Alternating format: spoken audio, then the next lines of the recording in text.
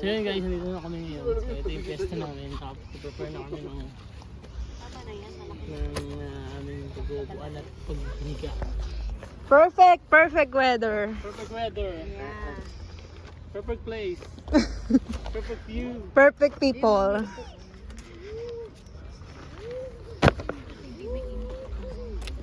Yung mga pagkain na eh.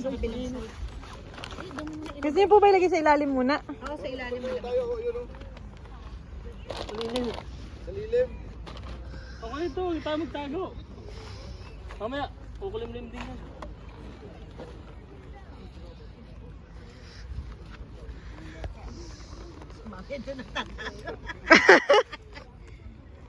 Oo nga naman, galing naman siya sa atin, mainit oh.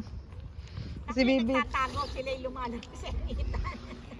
Okay lang yan. Okay lang yan. Yung pala nakalimutan natin, ano, payong. Payong. Ay, wala pala. May payong doon sa kotse, Daddy. Dito, lagay ko lang ito. Ano, may payong na isa doon sa kotse, Daddy. No, meron akong ano dito oh. Sabihin mo nga ano, weird naman nun. Weird ka payong. Hindi, ano, kapayong sila eh. Ako, nabuhay ko na.